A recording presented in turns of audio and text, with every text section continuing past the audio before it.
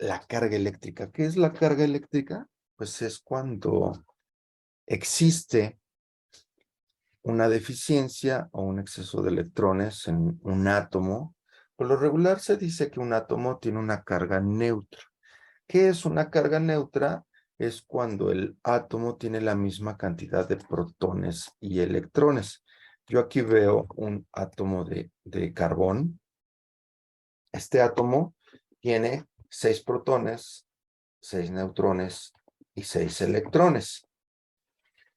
Tiene tantas cargas positivas como negativas y entonces está neutralizado. Es un átomo con carga neutra o un átomo neutro. Pero si tuviéramos otro átomo a un lado, igual de carbón, y uno de estos electrones decide cambiarse de átomo, si este electrón se intercambia con el siguiente, con el otro átomo al lado, pues va a haber un átomo con una deficiencia de electrones y otro átomo con un exceso de electrones. Cuando hablamos de una deficiencia de electrones es porque hay más partículas positivas que negativas y entonces hay una carga positiva. Y si hay un exceso de electrones, hay más cargas negativas que positivas y por eso es una carga negativa. Hay materiales que permiten con facilidad este intercambio de electrones y entonces se permite el flujo de carga eléctrica. En este sentido, a estos materiales les llamamos conductores. Seguramente ustedes conocen varios conductores muy buenos como el cobre, el aluminio, la plata, el oro.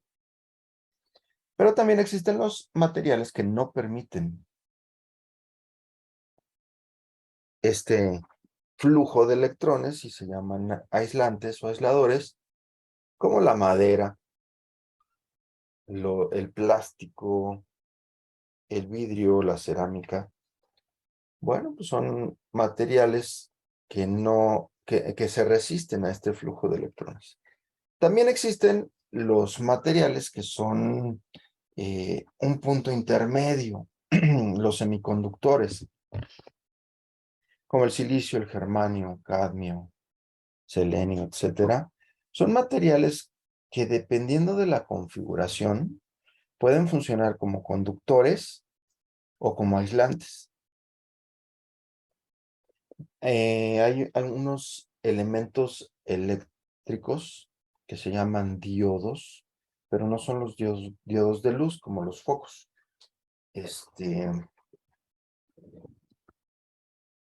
Son diodos que permiten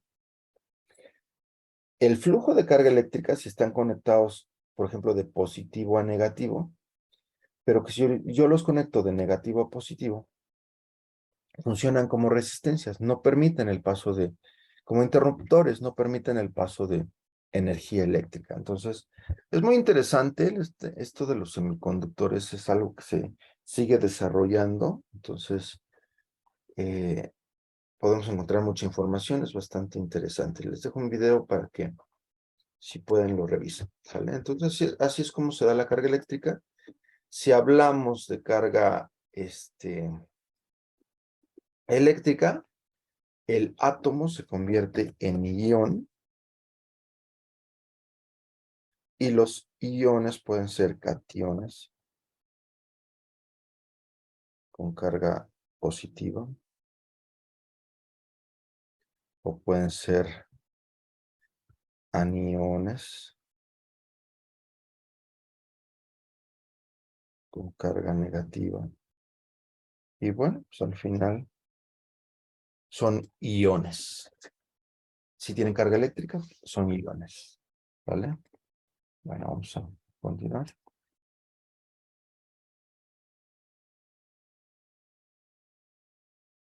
Hay una forma de conocer si dos cargas pues se están atrayendo o se están repeliendo. La ley de Coulomb nos permite encontrar con qué fuerza lo están realizando. Recordemos que, a ver si lo tengo aquí, que las partículas cargadas reaccionan a esta ley de signos. Cargas iguales se repelen, cargas diferentes se atraen. Si las dos son negativas, el resultado de esta fórmula es positivo, pero significa repulsión. Si las dos son positivas, el resultado de esta fórmula es positivo y significa repulsión. Si el resultado de esta fórmula es negativo, es porque hay una positiva y una negativa, entonces menos por más es menos. Si el resultado es negativo, hay una fuerza de atracción entre las partículas. En esta fórmula, F es la fuerza de Coulomb, es decir, la fuerza de atracción o repulsión entre dos cargas puntuales. Q1 y Q2 son las cargas, el valor de las cargas, que por lo regular se expresan en microcoulombs, que es el micro, es lo mismo que poner por 10 a la menos 6. Por ejemplo, si son 3 microcoulombs, pues es 3 por 10 a la menos 6 para poder hacer nuestra operación.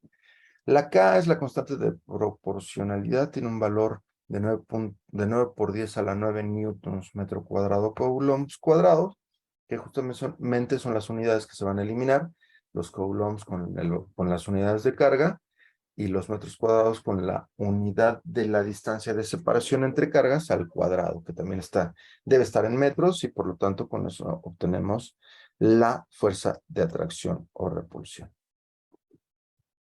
El campo eléctrico es algo parecido. De hecho, las fórmulas que vamos a ver son muy parecidas, pero no iguales. Para la fuerza de atracción hablamos de una distancia al cuadrado y las dos cargas. Para el campo eléctrico solo utilizamos una carga y la distancia al cuadrado. Bueno, pues Q es justamente la carga, R es la distancia a la que queremos conocer la capacidad de acción de este campo eléctrico.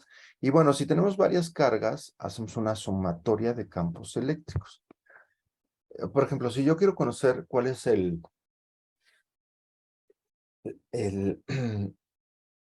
resultado de la acción de todos los campos eléctricos hacia un punto, pues tengo que ir haciendo el análisis de cada campo eléctrico, cómo reacciona en un punto A. Por ejemplo, bueno, antes es importante mencionar que cuando se considera positivo un campo eléctrico, se dice que el campo sale de la partícula. Cuando se considera negativo un campo eléctrico, se dice que entra la partícula. Entonces, con esta idea, nosotros podemos ver si una carga positiva Q1 tiene un campo eléctrico, en el punto A se expresa como E1. Va en contra de la ubicación de la partícula 1.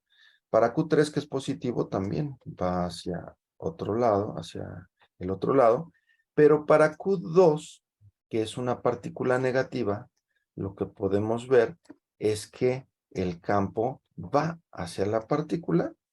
Y bueno, pues entonces, con estos vectores, son magnitudes vectoriales, lo que hacemos es una suma vectorial y obtenemos nuestro campo resultante, que es EA, y con esto, pues, después de la suma vectorial, ya podemos obtener el campo eléctrico, ¿vale?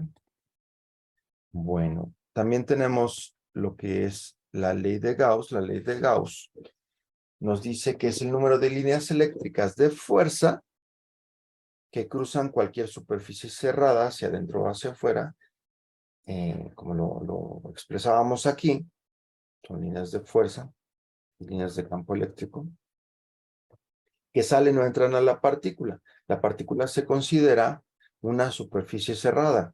De aquí conocemos este,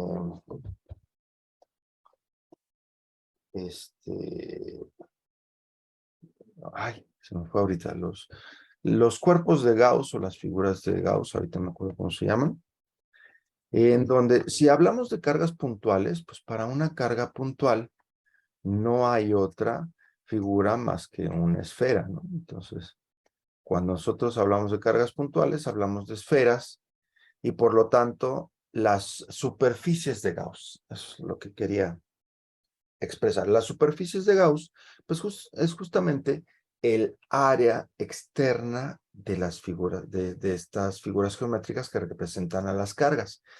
Si tenemos una carga puntual, pues es una esfera la figura geométrica, y de esta esfera lo que utilizamos es el área superficial. En esa área superficial es donde se concentra o se reparte la carga total encerrada, ¿sí? La carga total encerrada nos dice, las líneas eléctricas de fuerza cruzan cualquier superficie cerrada hacia afuera o hacia adentro y es numéricamente igual a la carga total. Si nosotros entonces hablamos de una carga total entre una superficie, entre un área, pues hablamos de una densidad de carga definida. ¿Eh? Esta carga definida la expresamos por unidad de superficie o unidad de área, ¿sí? La carga por unidad de superficie o por unidad de área. Ahora, si nosotros, por lo regular, no utilizamos el número de líneas eléctricas de fuerza. Esto ya se utiliza más en el diseño de transformadores, de elementos de este tipo, pero lo que nosotros sí utilizamos es la densidad de carga eléctrica, ¿sí? Esta unidad de carga eléctrica, esta densidad de carga eléctrica, pues la podemos utilizar para poder conocer la carga por unidad de área. Y la podemos calcular justamente con el campo eléctrico, la cantidad de campo eléctrico, la magnitud del campo eléctrico y la constante de permisividad o permitividad, epsilon 0, que tiene un valor definido. Aquí está. Y bueno, en este sentido, si nosotros conocemos el campo eléctrico, podemos conocer la densidad de carga, porque aquí en la sustitución, si ponemos densidad de carga y área, podemos eliminar el área de un lado y del otro, y por eso nos queda la densidad. En estos casos específicos, hay una fórmula en donde ya no es necesario conocer el área superficial de la figura de Gauss, de la carga, porque nosotros con el campo y la constante de permisividad la podemos obtener. Hay una fórmula ahí despejada que nos dice, esta fórmula funciona para cualquier cualquier carga, no importando su forma. Bueno, pues por ahí revísenla. Se involucran estos dos valores y este. Con eso pueden calcular la densidad de carga para su ejercicio. Bueno, también tenemos por otro lado lo que es la energía de potencial eléctrico. Para esta energía de potencial eléctrico es importante considerar dos situaciones. La primera es que, regresando a la ley de los signos, pues cargas del mismo signo se repelen. Si yo quiero llevar una partícula positiva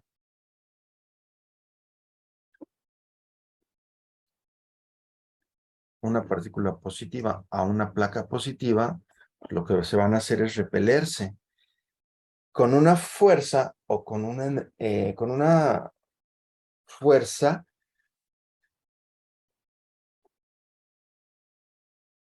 que se va a ir almacenando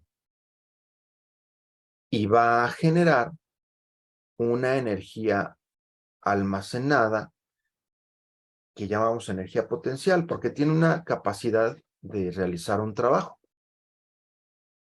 Dice aquí la diapositiva, la energía potencial del sistema es igual al trabajo realizado en contra de las fuerzas eléctricas al mover la carga Q desde el infinito hasta ese punto.